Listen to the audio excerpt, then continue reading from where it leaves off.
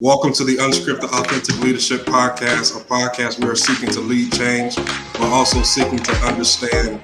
We are also here to provide a platform for leaders to come together, to unite, to develop and empower other leaders in the areas of business, family, faith, and community. I am your host, Lafayette Lane, joined by my co-host, John Lebrun, and today we are joined by two special guests, Dr. Peter Lane and John Lebrun Jr. Those of you that will watch this and listen to this, put those hands together and clap for our special guests. Those of you that are listening, put those clap emojis in the comments section. Those of you that are wondering what is going on, these are our real dads. We have our fathers on today, and John's mine's right the opposite right there. And we are excited to have them on, knowing that Father's Day is right around the corner. We wanted to bring them on just to try to get some insight from them, and you all, as our audience, our unscripted family, can get some insight from, where we come from. And so we're excited about the conversation. Before we get into the conversation, we definitely want to say thank you to all of our supporters there on our YouTube channel. There you see at the bottom of your ticker screen that have subscribed to Unscripted Authentic Leadership Podcast. You can also follow us on our various social media platforms there, on our Facebook page, Unscripted Authentic Leadership. Our Instagram handle is at Unscripted Leadership, LinkedIn, Unscripted Authentic Leadership. Those of you that are not a part of our watching audience, but you are part of our listening audience, you can listen to our podcast on any podcast platform, streaming from Apple to Spotify to Google Podcasts, IHeart Radio, Stitcher, Pandora, and so forth. Pretty much where any podcasts are offered, you can stream and listen to our podcast. You can also connect and engage with us on our website, unscripted-leadership.com. And on our website, not only can you connect with us, but you can purchase our new merch that we have there available on our website by signing up to our Unscripted Club email group. And if you do that, you can receive a 10% off merch promo code LEAD10 that's available there, unscripted-leadership.com. As I said, today we are joined by two special guests, my father, Dr. Peter Lane, and John Lebrun Jr., John's dad. And we're excited to have them. Dr. Peter Lane is a chaplain at Brookdale Hospice. He is also a minister elder at the Apostolic House of Prayer there in Huber Heights, Ohio. We are here also joined by John Lebrun Jr., who has been married for 39 years, father of two young men. He's also the co-founder and principal of Lebrun Management Solutions, which is a veteran-owned business focused on cybersecurity, compliance, training, development for businesses, and defense contracting. Now, we've heard a little bit about them, but I want them to kind of give themselves a little bit more of an introduction. I'll toss it to Dr. Peter Lane, then Mr. Lebrun, you can follow right behind him, just giving us a little bit more about yourselves. Dr. Lane? Well, it's a pleasure being here with two distinguished young men that I find that knowing my son, who doesn't talk that much, seeing him on this platform, it brings out something different in me. I know when he was younger, he didn't say too much at all. But again, my name is Peter Lane. I'm the Brookdale Hospice chaplain, and I enjoy what I'm doing. I retired from the coroner's office after 20 years of doing autopsies there. And for the last 5 years, I've been a Brookdale Hospice chaplain, serving in the capacity of giving people their spiritual needs at the end of death, as well as their families. So that's just a little bit about me at this time. Awesome. Mr. Lebrun? Yeah, well, thanks for inviting me. I never expected this. And, I really have to say I pale in comparison to some of the guests you've had on recently. So I'm hoping just to, not ruin things for you guys as we go through this hour. So anyways, my background, my wife and I started Lebrun Management Solutions. We refer to it more as LMS. It's a little over 7 years ago. Of course, John, my son, was the first full-time person I brought on, and we've been partnered together as we've been trying to figure the business world out for the last 4.5 years now. And so for me, it's really been exciting to have not only one, but both my sons there daily by our side, trying to figure out figure this out and hopefully leave a legacy for them to continue on as I kind of ride off into the sunset. So Yeah, that's so good, because you mentioned there at the end about that word legacy. And I kind of want to touch on that because we have legacy represented on the screen today. And that's a part of the reason why we wanted to bring you all on, because it's important as leaders that we do leave a legacy. But in order to do that, especially in the times that we are living in, as leaders, we had to, what we call a lot here on the podcast, we had to pivot in order to keep that legacy going. We had to shift. What I mean by pivot is that we know with the whole pandemic situation, and even before the pandemic, life happens to us all. And so as whether you're a company leader and you had to switch to a virtual setting, or you had to have remote employees, or whatever that context looks like for you, whatever context that is of leadership that you serve in, whether that be fatherhood, coaching, CEO, chaplaincy, owning a business as an entrepreneur, we've all had to make pivots in our lives to keep the legacy going. And so I want to start with my dad. You've made a lot of pivots in your life, coming from where you've come from the South, to where you are now with a doctorate degree, multiple degrees, and doing really well for yourself and leaving a legacy for your 3 sons and your daughter. Kind of take us back to Hopkinsville, Kentucky, Dr. Lane, and tell us your backstory and how you had to pivot, from Kentucky to Ohio, from mortuary school to the chaplaincy. Just take us on that journey. Tell us about your background and tell us how important it is to make that pivot in the role and leadership that it played in your life. All right. Yeah. I'm from Hopkinsville, Kentucky, graduated high school in 1984. But before that, I worked in tobacco fields, I baled hay, did all the farm work. But I made up my mind that there was something better that I believe God had for me, not knowing what my future was going to be and all the transition that I had to make. So when I graduated in 1984, I moved from Hopkinsville, Kentucky to Xenia, Ohio. And there I started school, not knowing really what I wanted to do. I wanted to be a cop, but I was too hot-headed to be a police officer. I wanted to teach school, but I didn't like kids that much. So, so anyway, long story short, I ended up going to mortuary school in Indiana and getting a bachelor's degree in mortuary science. And that led me to the coroner's office to do autopsies in the forensic field for 20 plus years. I ended up having an incident with my shoulder. I blew my shoulder out and had 3 operations, so I ended up having to do a medical retirement. But during that process, I was going to theology school. On Monday nights, I was going to chaplaincy school. On Saturdays, I was going to Tabernacle Bible College, not knowing that 5 years later, I was going to be where I was at today. So I had a transition from a job that I loved to do each and every day. Really wasn't a job. It was serving people who had went through tragedies, and I had to find out the reason why they died. And not only that, I had to deal with their families all at the same time.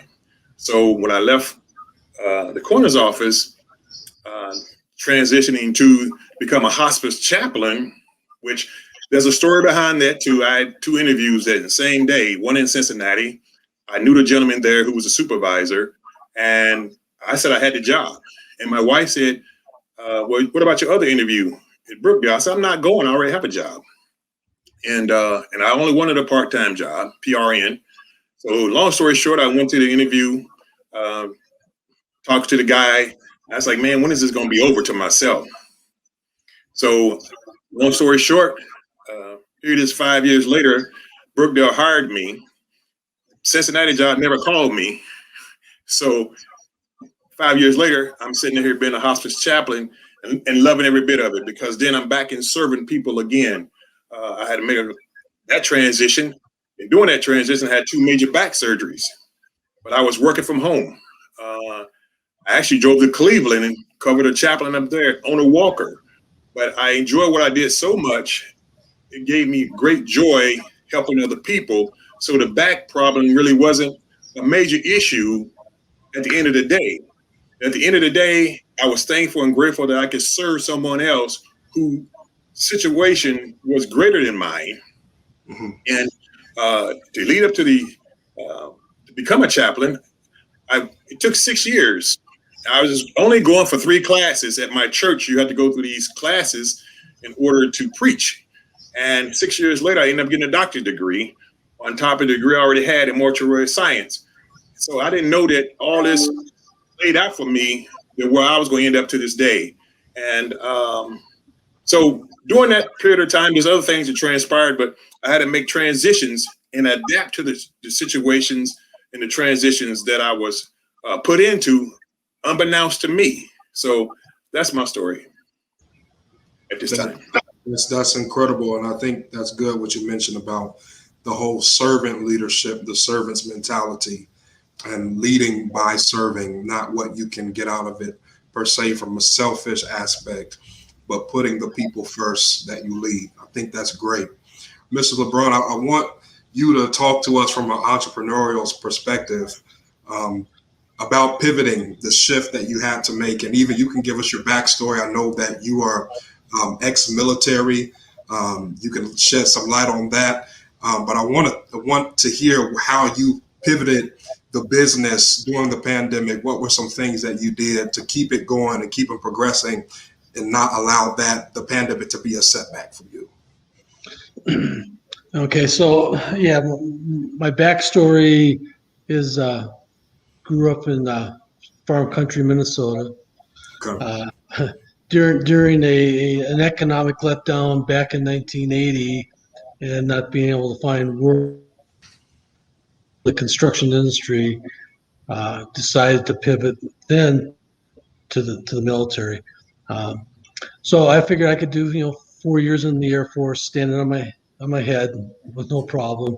4 turned into 20, but not realizing what I mean. All of us don't realize the providence of God and the plan. And if you look back, you go, I would never have planned the path I took to get to where I'm at. But we have to trust that the doors that open are opening for a reason. So figuring I was going to do 4 years standing on my head, I found myself a little remote island out in the Pacific. Met my best friend and partner for life there on Guam. We've been together for coming up on 40 years dating, 39 years of marriage, which has led to an incredible family. So as I said, the 4 turned into 20, and then post retirement, I got back into what I was doing in active duty. Spent some time, working as as an employee, but then had the opportunity through a lot of mentorship to pivot into entrepreneurship, and that's how that constant prodding by a good friend got me to actually decide, okay, it's time to step out on my own and figure out how to do this. So we had started to put together a good foundation. We had some government contracts that were pretty. They're never safe and secure, but they pretty much our foundation. And we had a growing list of private clients. So as we entered into 2020, we had, working with John and my other son, Justin, and my wife, Cindy, came on full time. We brought on another lady part-time to help with, some areas we wanted to focus on, and a lot of energy in the office until the pandemic hit. And when the pandemic hit, everything that we thought we had in the pipeline that was about to, produce fruit, it dried up. I mean, that was a dead fig tree right there. We were staring at. And so we, at that point, I've listened to a lot of stories from John and Justin from that they picked up along the way, past employers. It's like, okay, we need to pivot. We need to figure out what we need to invest in. We need to kind of posture ourselves for the post-pandemic phase, hopefully coming out of that, in a more in a position to run and not just start to walk or crawl and walk again. So we refocused our energies in some markets we knew that were probably going to emerge. Spent a lot of time getting training, certification. preparing for the post-pandemic phase. And, that I think was, just listening to my sons, what they had picked up from previous employers was really beneficial, because even though we're not making the same investment as a small business that some of these other corporations make, we made an investment in areas that we thought would help produce, for us, and help us all to grow as we come out of this. Yeah, I love what you said, that the way that you were able to pivot is that you gleaned from your sons. How amazing is the exchange between a son and his father, that while growing up, the sons look to the father, but as we grow up and we merge in our relationship, as the son gets older, the father can start to glean from the son. Let's have a conversation around that, because we have our fathers here, and we want to have a conversation about, my dad wanted to talk about in his questionnaire, like I said, about how is being a father a job. And what I just heard from you was something that was very enlightening, Mr. Lebrun, about how you can glean from a generation that may not even be from your generation. Oftentimes, we millennials get such a bad rap. We're not good listeners. We don't really care. We're wild and free. But you were here talking about how you were able to steer your company going forward because you were able to glean from your sons, which means that you didn't have so much pride within yourself that I'm the father, I know everything. I know what I'm doing. I got this under control. But you were able to listen and bend your ear to submit yourself to your son. And so I want to talk about the role of the father and what that means to you all, especially as me getting ready to be a new father here coming up in October of a new baby boy. You mentioned about doors when you were talking, Ms. Lebrun. Also, that fatherhood is another door that you have to go through, that you may not know necessarily what's behind the door, all the obstacles, all of the things that there's no playbook for it, there's no manual, there's no script for it. How did you all handle when you became father? What was it like for you all walking through that door? Whichever one wants to go, y'all jump in at any time. Dr. Lane? Yes. Well, I became a father at a young age. So my first son was born when I was 19, and I had a job. I was in college, and I really wasn't ready for it. It was something that happened, and I had to, pivot from being a young man to becoming a father. It seemed like overnight, but I grew in that through mistakes because I was fresh out of the pot. Even though I have 10 siblings, and my twin and I are next to the oldest. I didn't want any children just because we had to, deal with the other ones. But when I became a father, when my oldest son, Peter, came out, I looked and I was like, man, it's time for me to grow up right now. It didn't hit me until he was right there in my hands. And I looked down, and I said, this is a part of me. What am I going to do?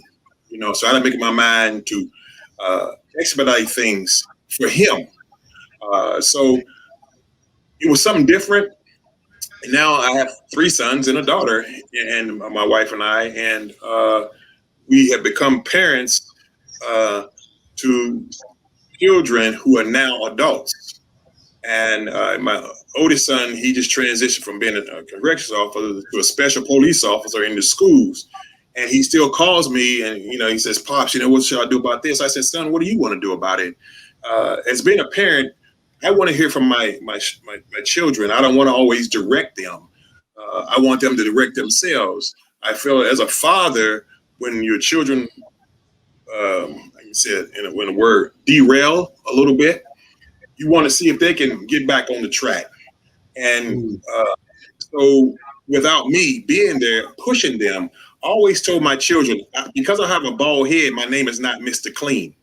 If you make a mess, you have to clean it up, and I thank God it's been nothing major. We made it through everything.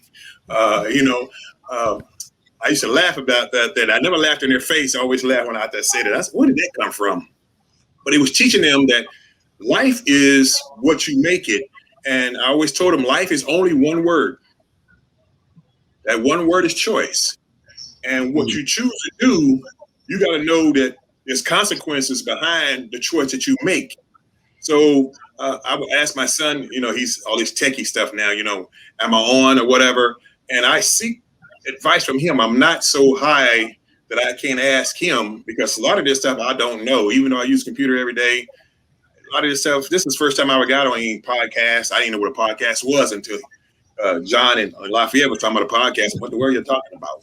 Join me on my podcast. I don't know what you're talking about.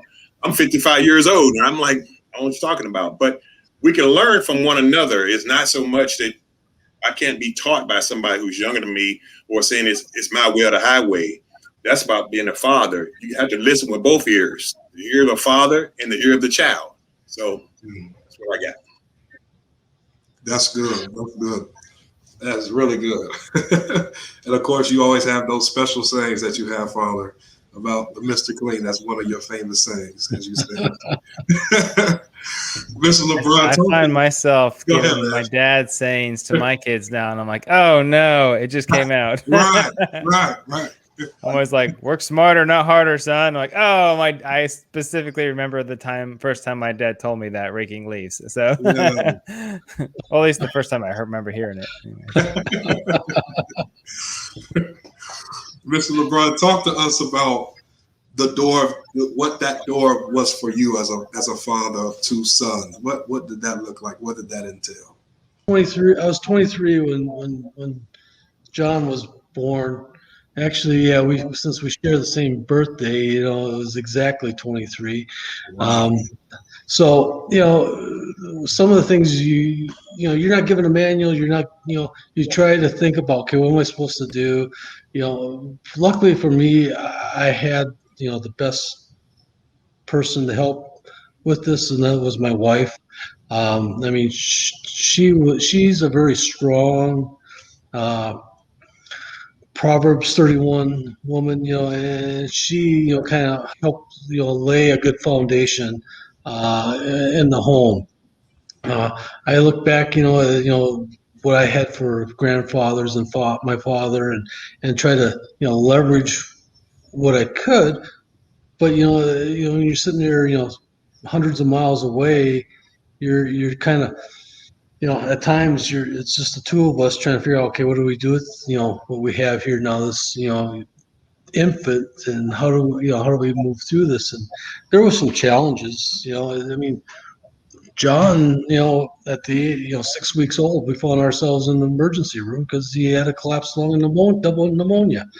I mean, you go through this and it's like, wow. And even Justin, right after he was born, he was probably 8 weeks. He was flown off to have surgery because he had a cyst on his spine. So, at a young age, we're sitting there trying to figure out, okay, how do we deal with these issues? Luckily, we had a bigger family, and that was the military, but still, you're not equipped, and you have to learn to deal with these, each instant at a time. Going on through life. I mean, I've had a lot of people, as the kids were growing up, they go, well, your boys are so good. What are you and your wife doing? And it's like, I can't answer that one because I could not specifically point to any one thing. They were great kids. They never let us down. I don't know if it was something that we were feeding them or something that was in the city water. But they definitely, we were always felt good and blessed that, with our sons, the way they always, people would react to them. Don't ask me what the secret is. I couldn't tell you today. I'm just hoping that whatever I was doing on a daily basis was the right thing, giving them the, at least the right demonstration of how to live.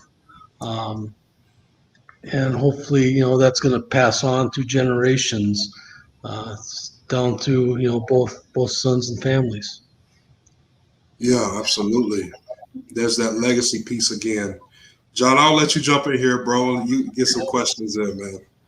Yeah. So, okay. On that, so you mentioned, and both y'all can answer, but Dad, you had mentioned, how did you word it? That you don't, what is it when people asked, what is it that you done or you're doing to so your kids behave so well? I used to just say that they threatened our life, so when we were in public, we were excellent. Because otherwise, mom was coming around the corner and yikes. So, is she around there anywhere? No, I'm just teasing. But as I have two kids, obviously, and there's always, as I sort of navigate this same thing that you've already done, you're always focused on, all right, am I doing this right, or am I doing that right? Or you have certain things that you probably focus on more than others. Kind of like how we joke about it on the show sometimes about the dad who wants to send his kids to the Olympics when they're like 5 years old, and he's forcing them to be like dad played football and my kid's going to play football and he's going to be a star, and you realize next, his son is not going to be more than 5'7", and there's a small chance he's going to do anything in football, kind of thing. Right. I was a soccer guy. I put my son in soccer 4 or 5 times, and I was just like, he's done. He doesn't like it. We're done. We're moving on, right? My dad was always amazing, and I never felt pressured to be something that he wanted me to be. That's right. I never felt like a screw up or anything. I hear so many people say they just want to impress their dad. I've always wanted to impress mine as well, but I never felt like I had to do it on his terms. But did you ever have anything that you were always worried about, or you always focused on? You thought, I got to make sure they do this, or make sure they do that, or grades are here, or whatever, only to realize once they became adults, all that focus on that one thing or that certain direction didn't really matter? Good question. To be honest, there was nothing specific. I was more concerned about you being well-rounded, you and your brother, trying different things, having the opportunity to do the things you enjoy, trying to at least press upon you the importance of at least, I don't say good grades was a necessity. I think just obviously for me, but knowing that you needed to work at it, try your best. We were not going to say that your best was never good enough, because I know that from experience, everybody's different. Their gifts are in different areas. So just because I may be strong in one area doesn't mean that you or your brother are going to be strong in the same areas. So why should I be trying to influence you down my path? Because my path has been ever winding. It has not been a straight path from where I started to where I'm at today. So I look at trying to raise you guys. It was like just give you the opportunity to let you pick the path. And I know even in college you picked multiple. You started on one path, and you had several pivots. In college, and I admired you, for sticking it out and completing it. Because it's not easy, and not at 18, you don't know what you want to do for the rest of your life. I mean, it took me until I was 53 to figure out what I was going to do. So, it's, there's one thing, one plan does not work for everybody. So that's, I always looked at, let the individual be the individual. Where there's some things I wish I would have done differently looking back. Hindsight's always 20/20. Yeah, there's things I think I would have wished we would have did less of, and we did some things we would have did more of as a family. But having been through it now, I realize that. At the time, I thought I was doing the right thing, for you and your brother, and and the best we can do is what we're given with and what we think is the path we should be taking. But couldn't you take those same moments as teaching moments? So, for example, and I'm talking about 2 weeks ago, I coached my daughter Lily's soccer team, and my dad was talking to my wife on the side about should she take a certain step in soccer. Now she's only 7; she's really young, She has skills, but I don't know if it's something she wants to do for a long time. I have no clue. And my dad had talked to my wife saying, one regret I had as when John was a child was all we did year round was play soccer. Like it's all I did from like 8 to 18, literally year round. Was about right, Dad? I mean, Yeah. when I was 8, I was terrible. Like I said, he didn't have expectations of me. Good, because I was a terrible athlete.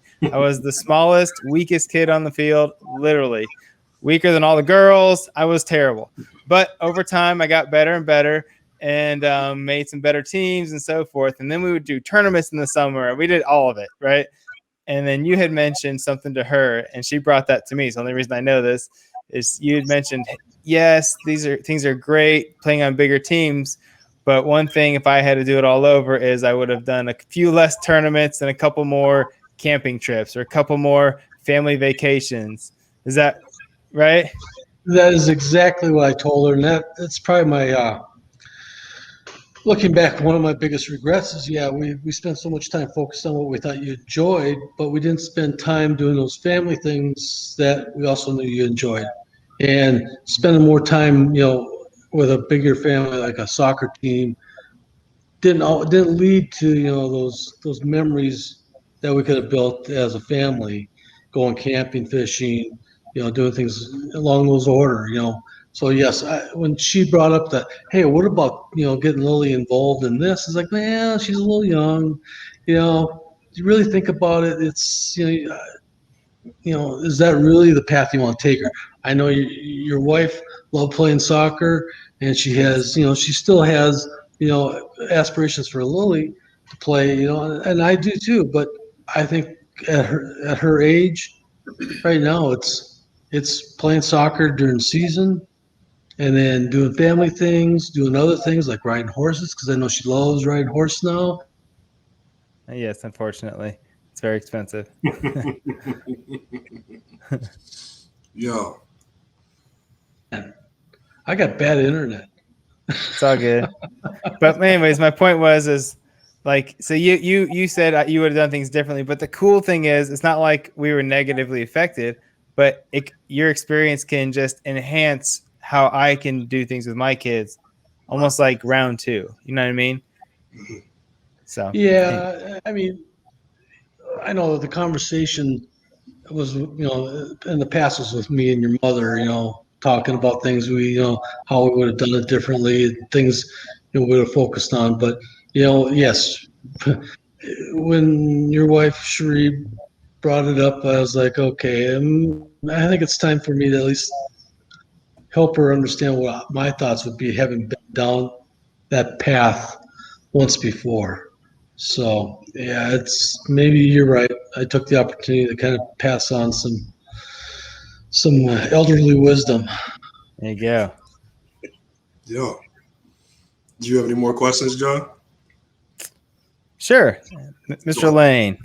Yes, I feel sir. like you're probably, you guys can both answer again if you want. But I got an opportunity to ride with you in a car about an hour or so drive on the way home when we moved Lafayette away from us. And but I told him I told Lafayette that being around you for that hour was stretching for me, right? And just the example you were just around. And so obviously, as my dad had mentioned, he doesn't know there was one specific thing that he did, but my hunch is that the biggest thing that y'all have done was being a right example. Oh, more than giving all the right pointers. It's just being the right example. Could you talk to that? And also, did you find that maybe you didn't have to be the perfect example, just the right example? Yeah, I always told my children, especially Lafayette, he was probably the most quiet child of all of my children. Just tell him, just be who you are. I'll give you a case in point. It was Christmas when he was probably about 4 or 5 years old. The only thing he had to say was Merry Christmas and a Happy New Year's. And I would always record it, but I had the camera right there in front of him, the camcorder at church. And before he could get it out, Merry Christmas, he starts crying. I'm like, why is he crying?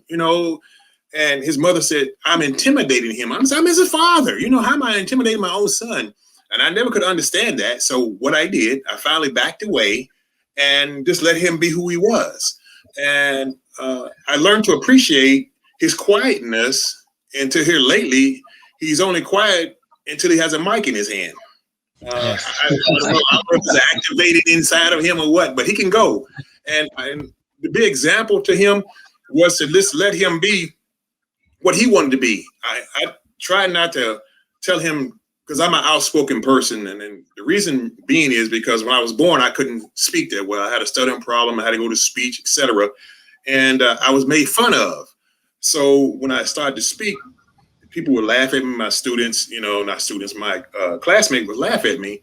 So I got to a point where when we was in school, we had circle reading on the floor. And Miss June Johnson was my third grade teacher.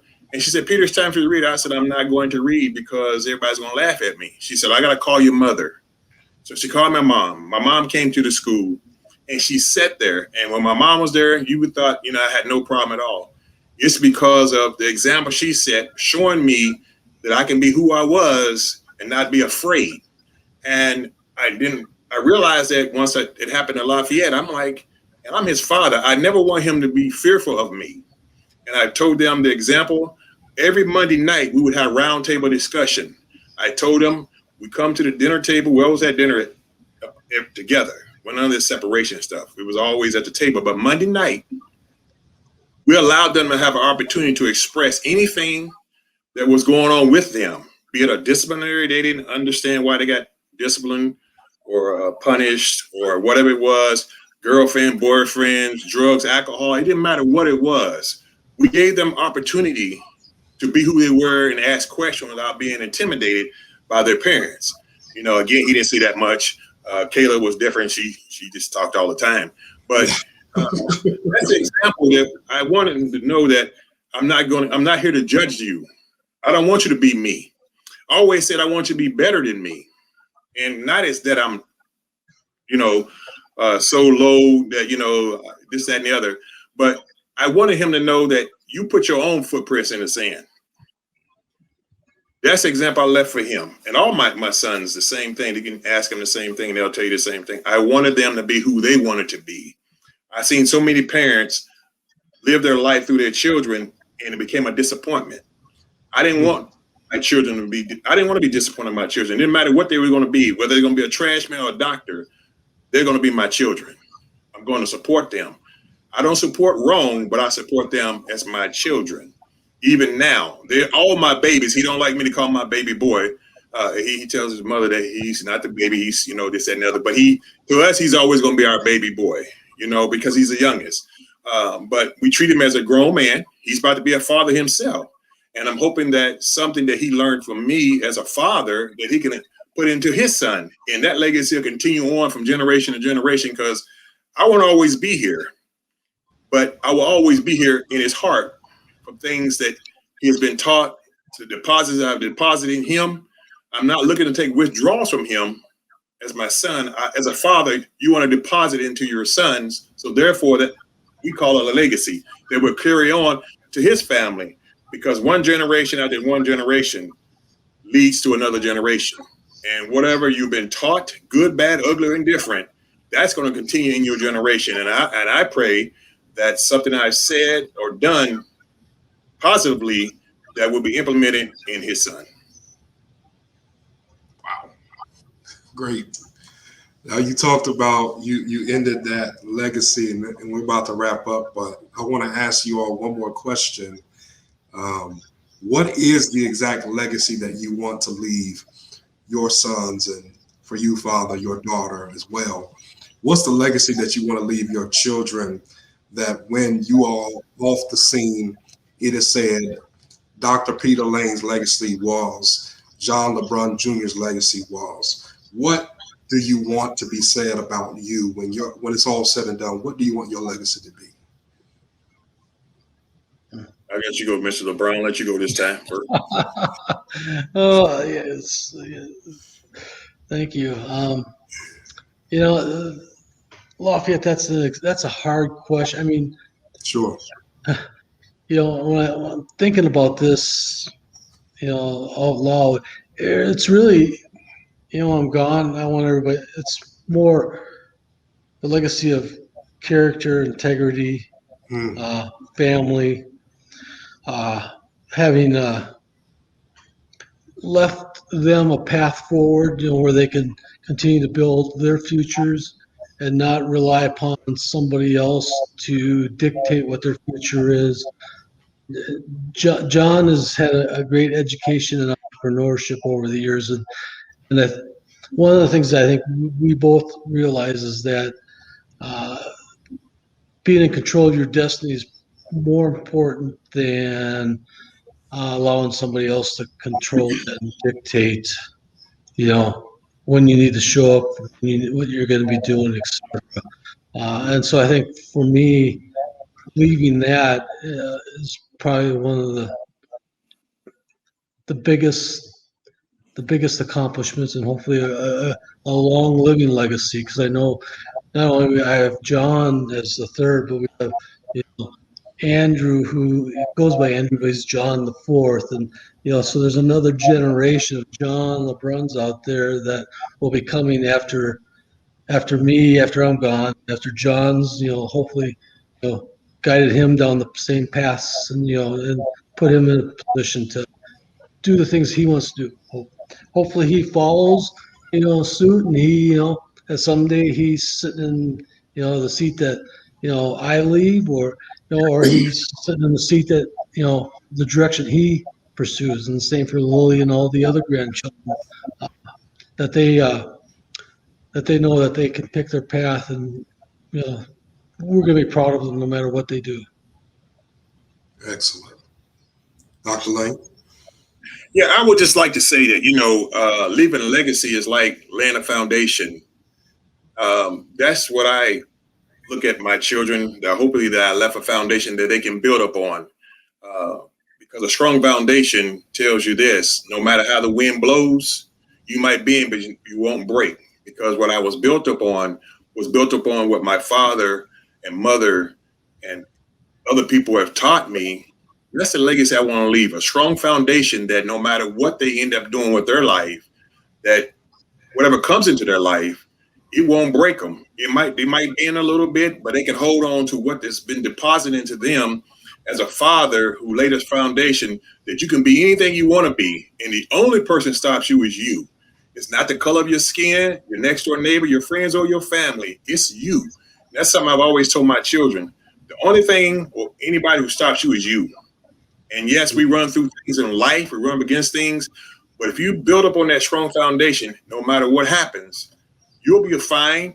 Whatever you build up on, your children will build up on, their children will build up on, and it's a generational legacy that is built from a Lane's aspect. Absolutely. And I Very think cool. that you two need to be applauded, that, we celebrate and we honor you as our fathers. And I'm sure I'm not saying anything here that I have not said behind closed doors. And I'm sure I can say the same thing for John, that your foundation, your legacy is secure. That is not a testament of trying to puff up myself or John, but you two have done an amazing job. You've been an amazing model, as John said, not just in your words, but in your actions, as a template that we can follow. We may not be just like you, but we can take pieces from you, combine it with who we are, and be who we are today, and pass it on to the next generation. So with that, we say thank you. Thank you for coming on. What an amazing, amazing conversation this was. Definitely will be one of my favorite episodes that we've done. We want our audience that will watch and listen to this. As you can tell, these gentlemen are full. They are wealths of knowledge and wisdom, years of experience, of trial and error, but of forging and moving forward, pivoting through ups and downs, and not allowing the winds of life to keep them down, but to build them up upon that foundation, as Dr. Lane just talked about. We want you to connect with both of these gentlemen. You can connect with Dr. Peter Lane on his social media there on Facebook. He's under Peter Lane. You'll see him there. Also, his Instagram handle is Lane1394 or Lane1394. Also, follow, connect with John Lebrun Jr. on social media, on LinkedIn. There, he's under John Lebrun, as he talked about. He does have a consulting business. If you're interested in that, you need services, you can contact him there. You can reach out to John. LMS Consulting Services. If you're in need of chaplaincy, you can reach out to Dr. Lane. Both of them are successful in their own right in the secular and in the spiritual ministry arenas. They both are accredited, went to school, and they know what they're talking about. And so we thank God for both of them.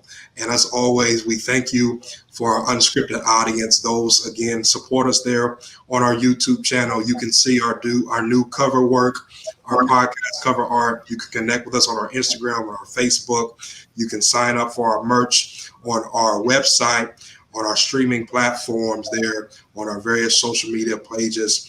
We will be glad for it. We always say here, we pray that you be the leader that God has called you to be. As always, we are here to build bridges and not walls. Bridges connect and walls divide. Until next time, God bless you.